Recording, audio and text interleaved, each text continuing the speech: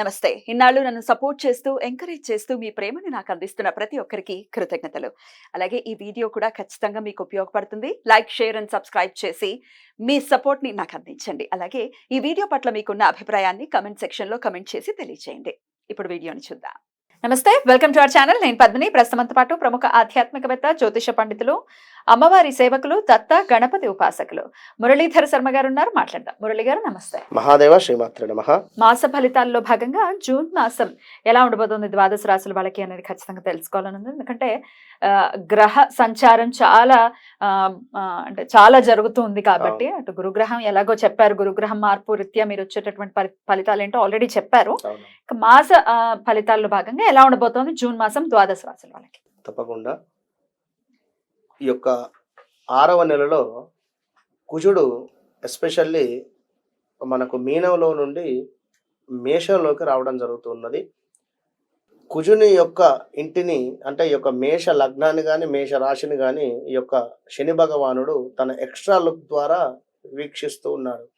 కనుక కుజుడు మీకు ఇచ్చేటువంటి రిజల్ట్ శని భగవానుడి ద్వారానే తన ఇవ్వమంటేనే ఇస్తాడు. కనుక ల్యాండ్ ఇష్యూస్ కానీ ఏవైనా రియల్ ఎస్టేట్ వ్యాపారం కానీ కోర్టు సంబంధిత విషయాలలో కానీ కాస్త మీ జాతక పరిశోధన చేసుకున్న తర్వాతనే ముందుకు వెళ్ళండి. ఎందుకంటే ఏదో బాగుంది బాగాలేదు అని చెప్పారు కదా అని చెప్పి గుడ్డిగా వెళ్ళకుండా ఖచ్చితంగా మీ డేట్ ఆఫ్ బర్త్, పుట్టిన సమయంలో దశ ఏం నడుస్తుంది, అదేవిధంగా ఈ కుజుడు ఎక్కడున్నాడు అనే విషయాన్ని చూసుకొని ముందుకు వెళ్ళాలి. ఎందుకంటే మీ జాతకంలో కూడా శని చూపు ఒకవేళ కుజుడి మీద ఉన్నట్టయితే మామూలుగా ఉండదు, మీకు చాలా ఇబ్బంది అవుతుంది. ఇది అర్థం చేసుకొని మీరు ముందు కనుక వీటి వలన కూడా జరిగేటువంటి ప్లస్లు మైనస్లు మనం ఈ యొక్క వీడియోలో తెలుసుకుందాం. తప్పకుండా. మరి ఈ జూన్ మాసంలో ద్వాదశ రాశుల వాళ్ళకి ఎలా ఉండబోతుంది ఇప్పుడు తెలుసుకుందాం. మరి ఇక కుంభరాశి వారికి ఈ మాసం అంతా ఎలా ఉండబోతోంది మురళి గారు? తప్పకుండా అమ్మ. కుంభరాశి వారికి వీరికి జన్మశని అయితే నడుస్తూ ఉన్నది. అయినప్పటికీ కూడా 4వ స్థానంలో ఈ యొక్క గురువు ఉండడం చేత స్థాన చలనాలు కానీ లేదా ఏవైనా 2 వీలర్ కానీ 4 వీలర్ కానీ కొనుక్కోవాలి అనేటువంటి ఆలోచన రావడం కానీ ఇవన్నీ అయితే ఉన్నవి. కనుక మరి ఈ మాసములో ఎట్లా ఉంది అనుకుంటే అనుకూలము లేకపోయేటువంటి పరిస్థితి ఉంది. వాహన ప్రమాదాలు ఉన్నాయి, విద్యా ఉద్యోగ భంగం ఉంది, చేయి వ్యాపారం అందు నష్టములు, శస్త్రచికిత్సలు అంటే హాస్పిటలైజ్డ్ డబ్బు ఖర్చు, ప్రభుత్వ పనులు చెడిపోవుట, అకాల కలహాలు కావచ్చును, చేయి వృత్తులందు ఆదాయము లేకుండుట, శక్తికి మించినటువంటి పనులు చేసి చింతించుట, ఇంటి యందు అనారోగ్యములు, ఇష్టమైనటువంటి వస్తువులు ఏవైతే ఉన్నాయో అమ్ముకునేటువంటి పరిస్థితి, మధ్యవర్తిత్వం అసలే పనికిరాదు. కుంభరాశి వారికి కొన్ని పరిస్థితులు చక్కబడేటువంటి పరిస్థితి అయితే ఉంది. మరి ఆలోచనలో మార్పు వస్తుంది, ఖర్చులు విపరీతంగా ఉండేటువంటి పరిస్థితి అయితే ఉంది. ఈ యొక్క జూన్ నెలలో చాలా జాగ్రత్తగా మాత్రము ఉండాలి అని చెప్పి చెప్పడం జరుగుతూ ఉన్నది ఈ యొక్క కుంభరాశి వారికి.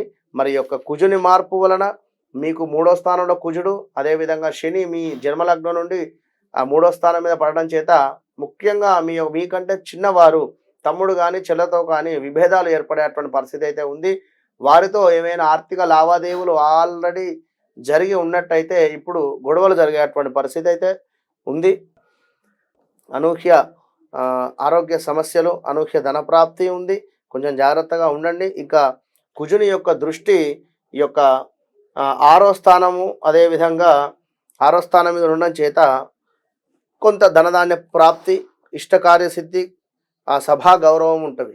మరి మీ జాతకంలో కుజుడు కరెక్ట్గా తన పొజిషన్ లేకున్నట్టయితే మాత్రము కాస్త ఇబ్బందులు అయితే ఉంటాయి. ఆ విషయాన్ని గమనించుకోండి.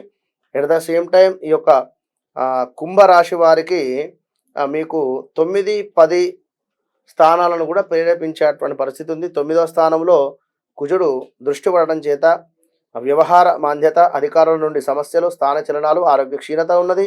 10వ స్థానంలో ఉండడం చేత ప్రతికూల వాతావరణం ఉంది, అదేవిధంగా వ్యతిరేకత ఏర్పడుతూ ఉన్నది, ఇంకా వృధా భ్రమణలు ఉన్నవి, ఇంకా ఆహార వ్యతిరేకత ఉన్నది, అంటే ఫుడ్ రిలేటెడ్ ఇష్యూస్ వచ్చేటువంటి పరిస్థితి అయితే గోచరిస్తూ ఉంది. ఇంకా మరి ఈ యొక్క బుధుడు కూడా మరి ఈ యొక్క 4వ స్థానంలో ఉండడం చేత మరి 4వ స్థానంలో బుధుడు ఉంటే సర్వకార్యసిద్ధి, శుభకార్య నిర్వహణాలు, అదేవిధంగా మాతృసుఖము, కుటుంబ సౌఖ్యం అయితే గోచరిస్తుంది.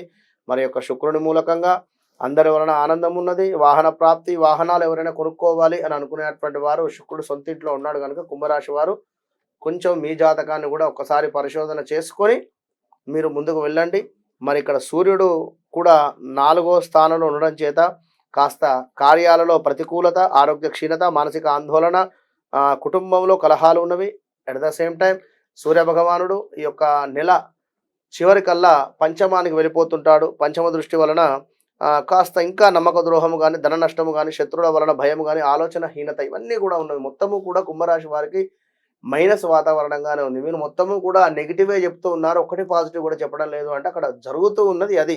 ఏలినాటి శనిలో ఉన్నారు, మీరు 2వ దశలో ఉన్నారు, మీ లగ్నంలో శని ఉన్నది అనేటువంటి విషయాన్ని గమనించుకోండి. ఒకవేళ శని భగవానుడు మీ జన్మ చాట్లో తులాలో ఉన్నట్టయితే అద్భుతమైనటువంటి ఫలితం ఉంటుంది.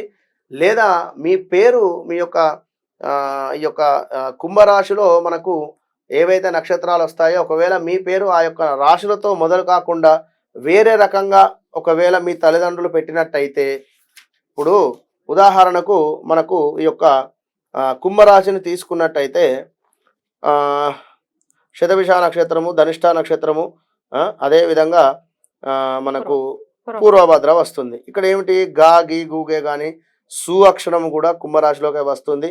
మనకు సా అక్షరాలు, గా అక్షరాలు ఎవరైతే ఉన్నారో వారు ఒకసారి మాకు ఈ అక్షరాల మీద పేరు లేవు, మాకు వేరే అక్షరాలతో పేర్లు ఉన్నాయి అనుకుంటే తప్పకుండా మీరు ఈ ఏలినాటి శని నుంచి బయటపడవచ్చు. పెద్ద ఇబ్బంది అయితే ఏం కాదు 100% కూడా. కనుక మీరు కూడా శని సంబంధిత అదేవిధంగా కుజ సంబంధిత దానాలు జపాలు చేయించుకోండి, మంచి ఫలితం ఉంటుంది. ఆల్ ద బెస్ట్ కుంభరాశి వారికి.